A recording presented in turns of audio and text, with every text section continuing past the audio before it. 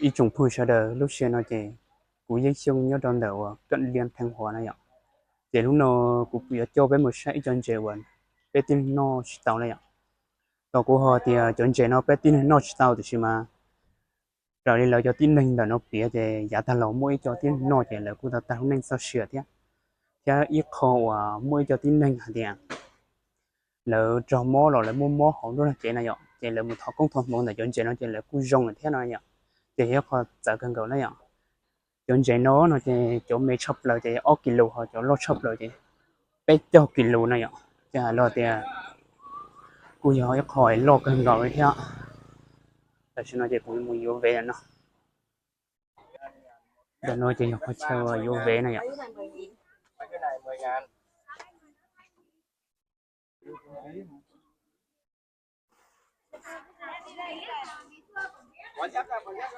Cái tập bộ nó chỉ tin mình tôi trong khẩn nó, rồi nó chỉ cho cáiตัวnày ạ, ou họ chơi gì, chọn chế nó chỉ nhớ cho tụi nó này, tin mình tôi trong khẩn nó sẽ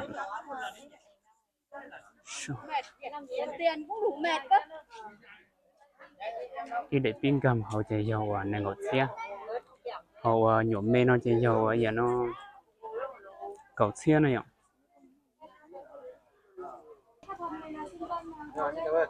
Chưa cho mù vé thì anh. Vé này là cái vé vào là xong đấy à? Không cứ hồi đâu. Cho mù vé. Hấp cho cá ăn à? 4 tháng tuổi. Đi trồng phi là nó chơi dầu để pí ở bên cầm họ nè, để pí nó thì này ngọt xe như nhá lại ạ, thì cái này nó mù chạy theo đi ở trong cầm họ này ạ, thì là chuyện của cho bên cầm một trò họ xe một xe chọn trẻ là xe nữ dùng lịch trả này ạ, của cụ chỉ tao bỏ đôi thế để mà cụ nó lại biến lên đó thứ xứ này, chỉ lúc nào của họ tung một thầu nó thì cụ theo đi cầm một cho bên một xe dùng trả này, thì trồng phi như sợ đời nếu họ chọn được của bên một xe chọn trẻ này họ dùng lịch trả này ạ, để nó chơi cho kêu một cái này cua họ để trong cái đó.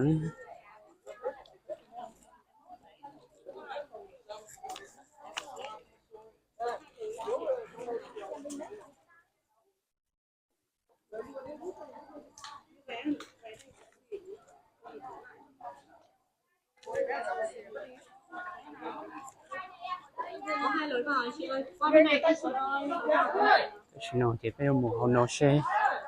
nhiều đi chả này ạ, chả thực sự à.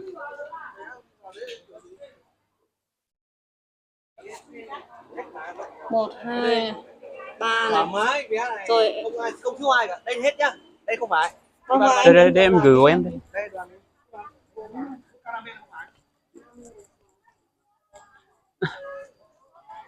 Cái nó chơi là cu mua khổng đâu cần gọi thế ạ.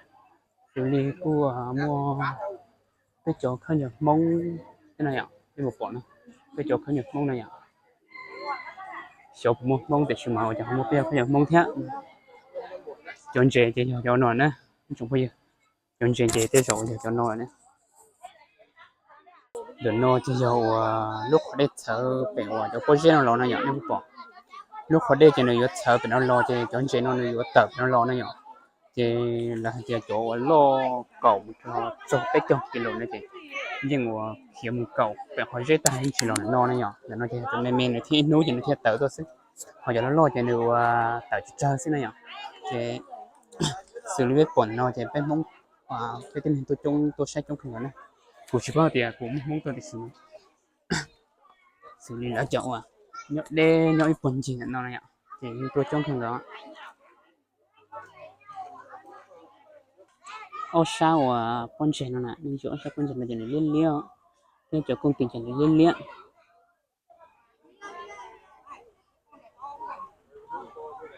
lo nữa Ông này phải chục cân. tụi nó chỉ cái rồi nếu nhớ mua đi sai gì mình sao cầu ký này ạ, gì trong nó thì chúng mình lo cần đó nhá, nếu bỏ thì tụi đến nó chỉ nếu muốn đồng trả lại ạ, thì chỉ cũng chỉ tầm một xe nếu muốn đi chẳng thì chỉ trở lên là kia thì nếu để đi ít buồn mẹ nào này ạ, để cho chị nó nửa một cho lý của mẹ nữa đó lọt ta xưa thế ít con gì giờ thì có lon lo một lý trả để lo một lý trả nào cho chị nó nửa những chỉ mù đi này ạ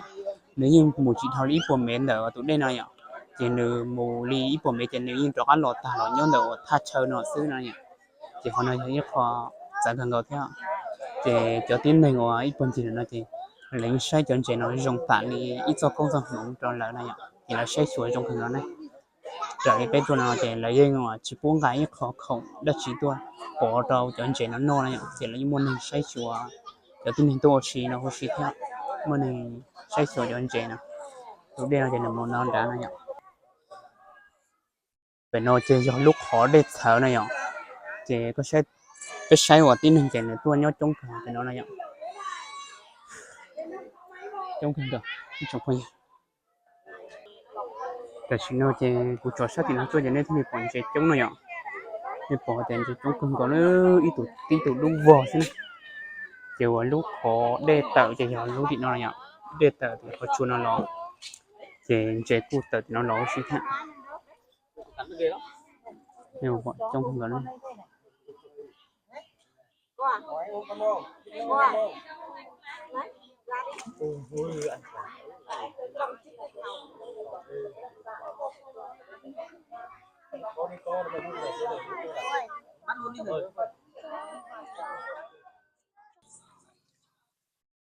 rồi đi lỡ bia thìว่า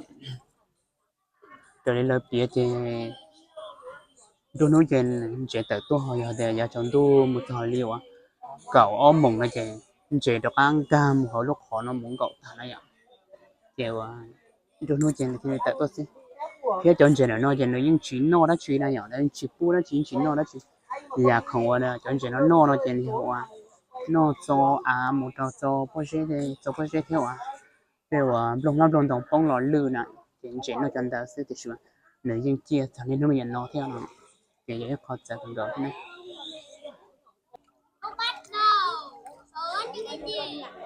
sai bác sĩ tụi nó mà giờ qua tiếng phải mua đi đây một thằng lâu kỳ này lô cho nó thì chỗ đây là chuyện này thấy cho tiệt tía chỉ có thêm tờ thì hay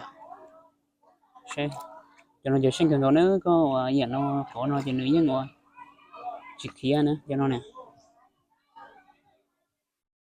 ít trồng pui sẽ được bé thì hồ tụi đây thở bé lúc họ chua này thở bé nó được bé nó nè thì bé nó giống đây là chuyện chỉ chống cần có chỉ là nó chỉ cũng chống thịt mà giờ nó chỉ nó bà đã đá rồi để bỏ tiền để nó chỉ chống để cho mà chỉ bảo cái này vì cô lọ chỉ chống cần có nó thế cũng một chuyện dẻo liên liên nó thế này chuyện liên thì nó chỉ cô giờ để thở nó thế thì tại sao nó cũng cho cái một sinh nó sẽ tụ đề nó nửa từ một đến một đến cho nó nhỏ cũng chỉ có thì cũng nó lấy tiền ít của mẹ thì mà còn mà cũng chỉ có thì cho nó ít của mẹ do nửa do đi cho nó nhỏ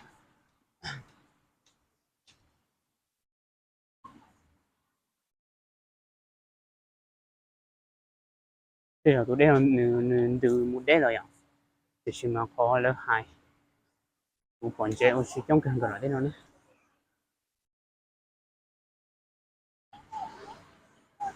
để nó thêm một chỗ lô nó nhỏ như vậy nhiều còn cái tụi nó mà chơi đi còn đâu kilo vào tụ đề nó nên từ một trái thế mình dùng đã nó này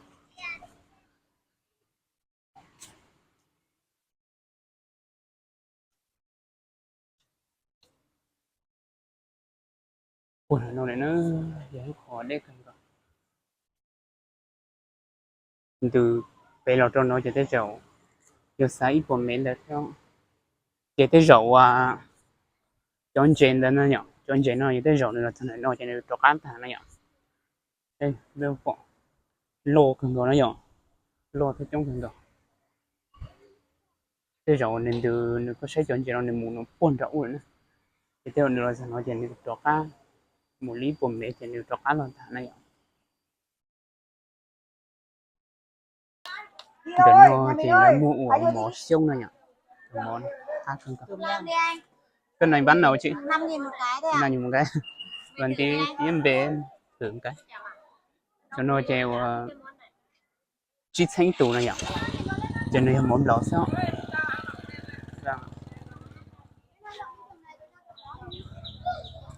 để nó treo thấy cho cái game cho sợ lúc họ chua thế cho nó chỉ nên bồn nó chỉ những người tiền tí nên tôi trong cái đồ nó này nhở hậu nó chỉ để thở thì nó lo muốn ra nhở trên nhá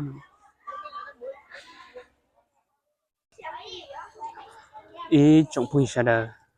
lúc xưa nó chỉ cụ cho là một chế này nhở chỉ chả cố khăn đó này chỉ cho mình nhồi nó nếu có trong khăn đó chỉ tại nó cụ cho là một chỉ cụ là một chế này sau cái cho lo họ chơi xí chơi nhớ tận nó Đây, đây là người Trung Quốc. Trung Quốc anh là người Trung Quốc mà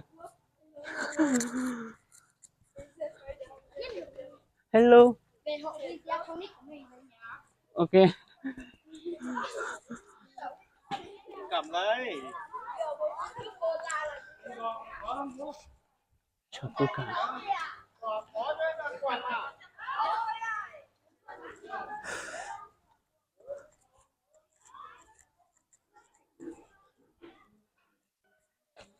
đã nói chỉ cho kiểu tua này ạ chỉ tôi thằng nó chỉ nếu mà chơi cho chơi thì